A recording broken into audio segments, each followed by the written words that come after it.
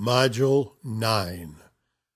Earlier I spoke about a conscious source foundation called the dwaddle. Now, what, you might ask, is a dwaddle? Don't bother looking it up in any dictionary, as I invented the word. Recall that a conscious source foundation is a simple cause that you yourself set up with some intention in mind, like the doppelganger and feng shui and programming and all the various techniques for goal setting. Well, this one involves that iconic symbol, the Baga, and the new iconic symbol, the dwaddle. I'm going to tell you a story, and I'm also going to say that it's one of those things that I'm not sure that even I accept, and I was there.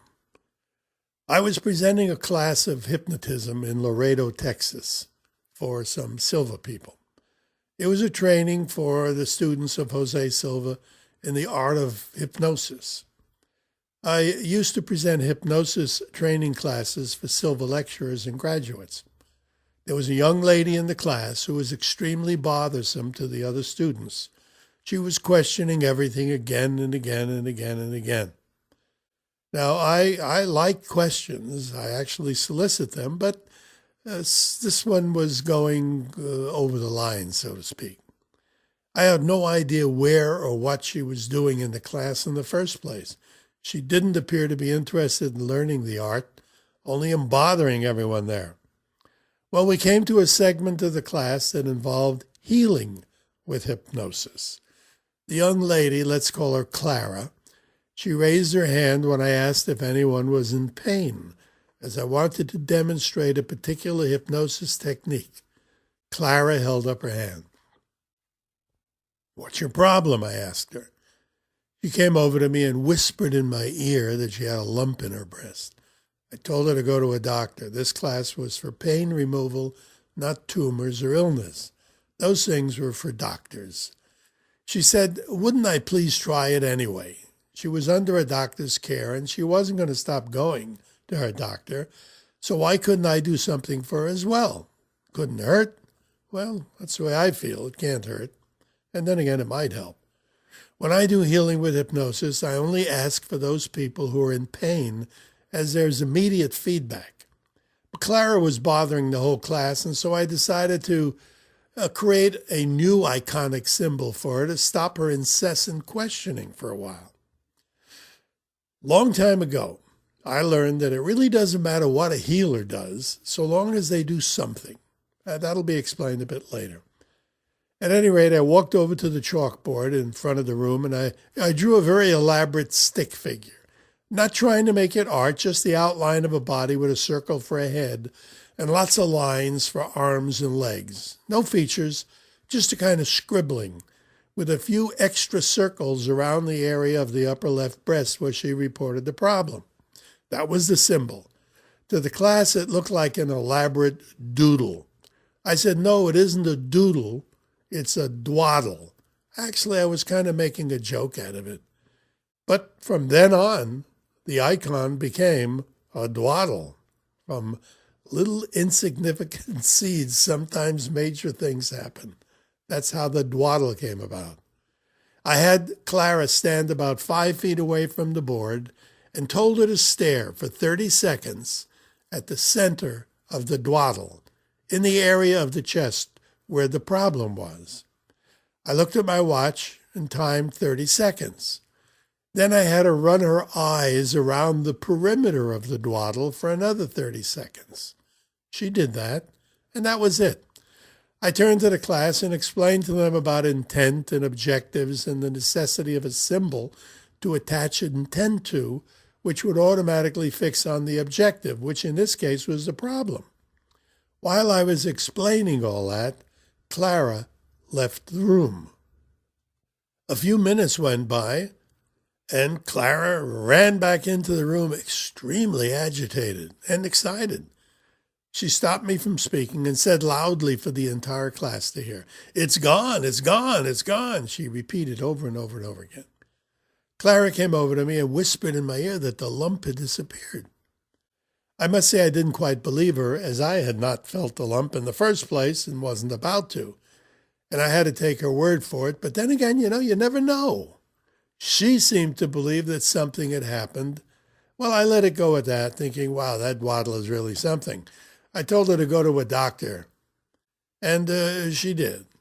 Now, I don't like to tell that story, as it's kind of unbelievable. But that was the first time that I used a dwaddle.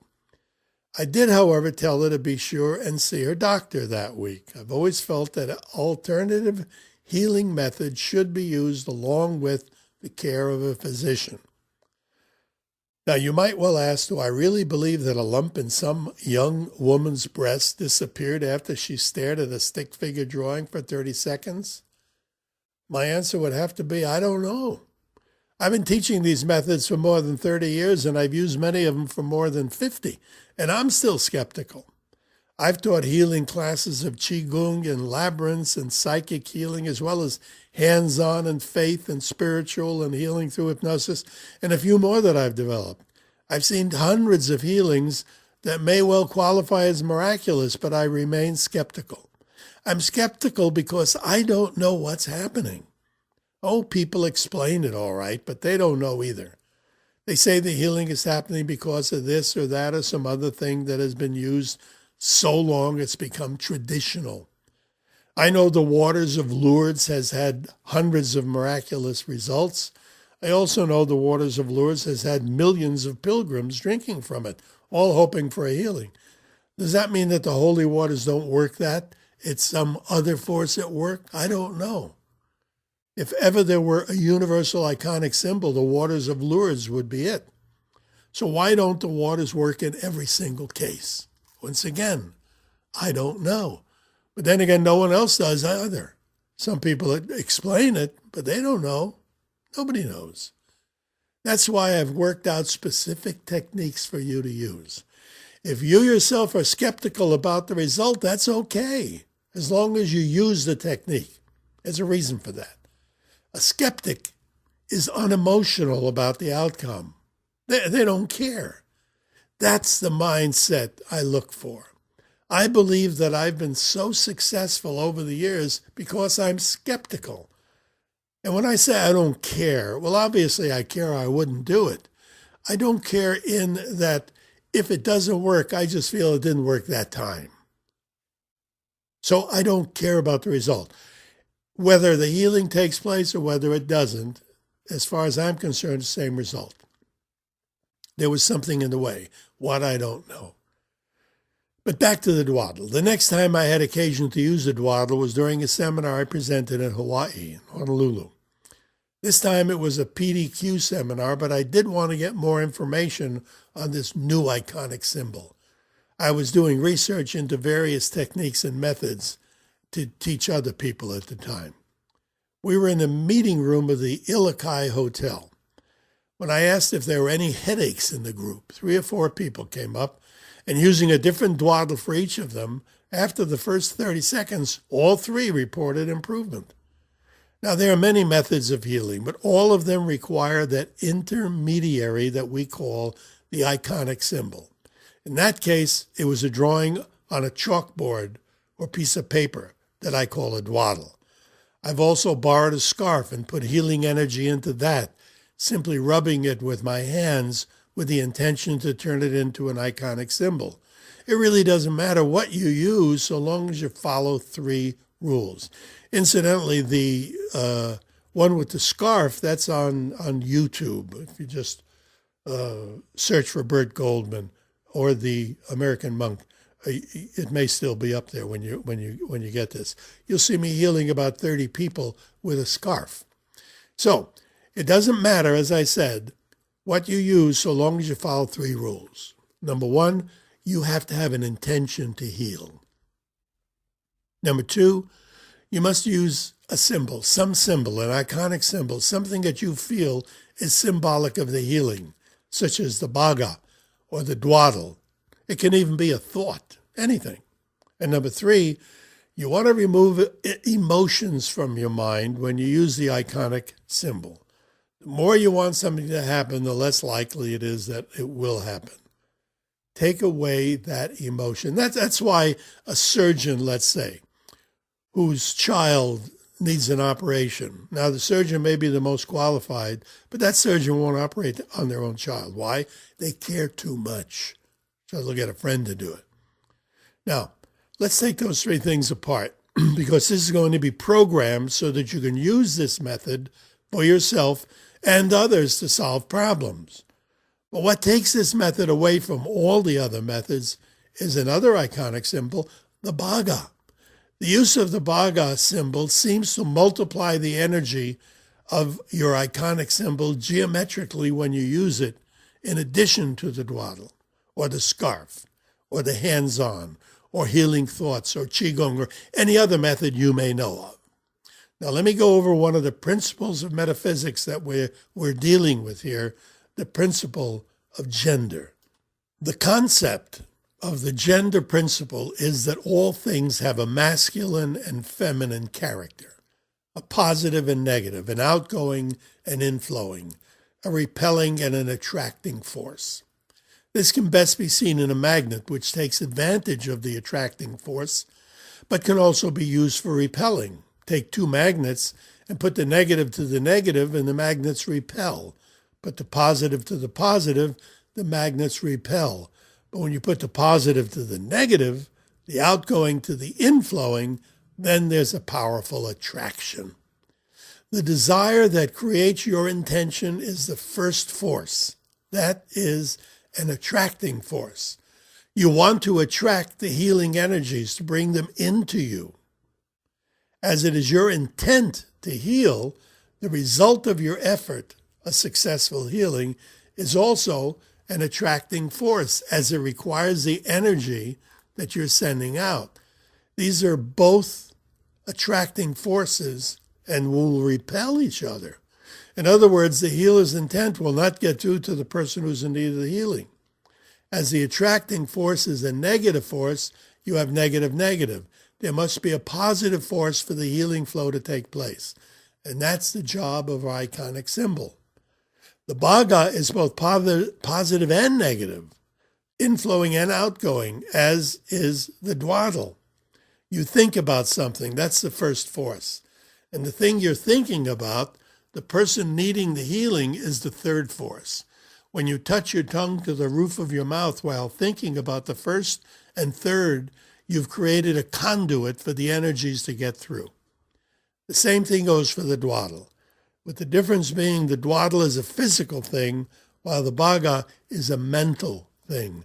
When you use the dwaddle and the Bhaga, you have the communication between the first force, intent, and the third force, acceptance of the healing energy.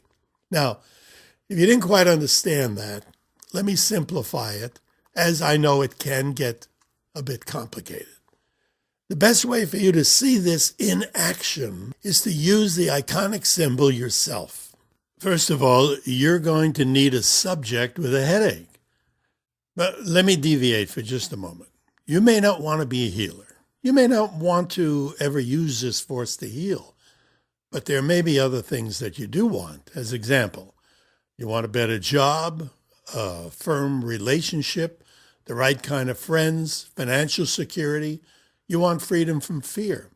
You may want to bring out a hidden talent, or you may simply want peace of mind and a contented life. All that is possible using the same procedure that you are learning about healing. As example, let's say that you want a different car than the one you have now. Here's how to use a conscious source foundation along with your iconic symbols. The conscious source foundations that you've learned is like a seed. Nothing grows until a seed is introduced to some soil. Seeds are left in the soil through the action of the wind, the rain, birds, animals, and, of course, man. Your seed is, first of all, desire. The desire for a new car. Now, does that have anything to do with using more of your mind? After all, in the previous modules, you did hear a lot about how to use more of your mind. There are many branches of society. There are those who, when they have the desire for a new car, they just go out and buy one. But what about those who don't have the means, or those who have the means but not the motivation? What about them? Ask yourself this: do I really want a new car or a different car? If you do, then we'll continue. Now, the automobile in this case can be a simple metaphor representing anything that you have a desire for. The seeding and building of the proper energies to manifest the thing that you desire, that's the same. So then, your intent is to get yourself a new car. Your objective is, of course, the car itself. But you learn that intent and objective are not enough. We also need the iconic symbol to bring this about. We need the iconic symbol to magnify the energies and bring intent and objective together. Well, we know about the Bhaga, but often another symbol multiplies the energies, and so we use the dwaddle or other symbol. If this sounds strange, think how many candles and how much melted wax is used by the churches of the world, especially so in the Catholic Church. These candles are iconic symbols. Yes, they're used in a spiritual manner, but they are iconic all the same. You also can use a candle for your secondary symbol, if you like. Here's how you would do it. Say that you're determined to get yourself a different vehicle, still using the car as a metaphor. First thing on your list of things to do is to strengthen your desire. You do that with the help of the alpha level of mind. Let me walk you through it. You close your eyes, you touch the tip of your tongue to the roof of your mouth, and you mentally think very softly the word alpha. Then you just relax and calm your mind, driving out all outside forces. This is the difficult part, as a bombardment of thoughts often comes to you at this time. But instead of attempting to not think of a thing, like the extraneous thought and images that will come to you, you cut it off at the pass, so to speak, by thinking about something else. For a spiritual meditation, as example, you'd use the mantra Om. But for a thing such as a product of some kind, you use the thing that you want as a mantra. In this case, a car, an automobile, whatever. That's your mantra. You sit comfortably with your eyes closed and repeat slowly the word Lexus, Ford, or Jaguar, or BMW, or whatever the car is. Repeat it softly, slowly, and repeatedly. Now allow the mental image of a car to come to mind. Touch the roof of your mouth with the tip of your tongue. While repeating the car mantra and after sensing the mental image of the car, imagine that you're in your kitchen lighting a candle and repeating, "This is all I have to do to have my dream come true." Now imagine the door to a parallel dimension in front of you. Imagine when you jump through the doorway, it leads to a twin you who already has the car that you want. Imagine that you're jumping into that dimension where the car is waiting for you. Sense your twin turning the car over to you, and then mentally get into the car and drive off. Now, all that is done at the alpha level. On the next module, you'll find a complete alpha mental conditioning exercise for you. This is not programming only for an automobile. Remember, a car can be a car, but if it's not a car you want to program for, then the car is a metaphor for anything at all that you want. Now then, when you're back from the alpha level, get the candle, get the actual physical candle, go into your kitchen, and repeat the act that you did while you were in the alpha level. Do remember when you light the candle to repeat the same words. This is all I have to do to have my dream come true. This is a powerful goal-setting device. Use it. Use it often.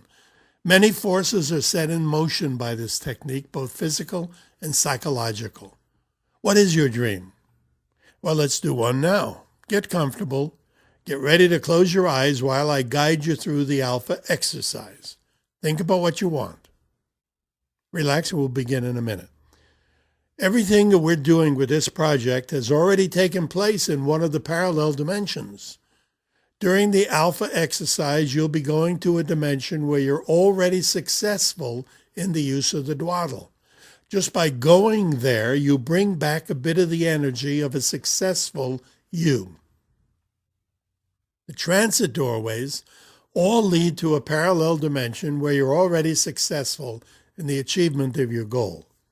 Now, make yourself comfortable and we'll begin our goal-setting alpha exercise excursion into the parallel dimension that holds the energies that you need to fulfill the goals that you're seeking. During this next alpha exercise, you'll be mentally jumping through the doorway that leads to a parallel where you already have your dream. The dream realized is a twin you, what the scientific community calls a doppelganger. We will call this twin you your counterpart. During the following alpha exercise, you'll work on a small problem, a problem that you'd like resolved. So, right now, make yourself comfortable, and we'll begin with the next module.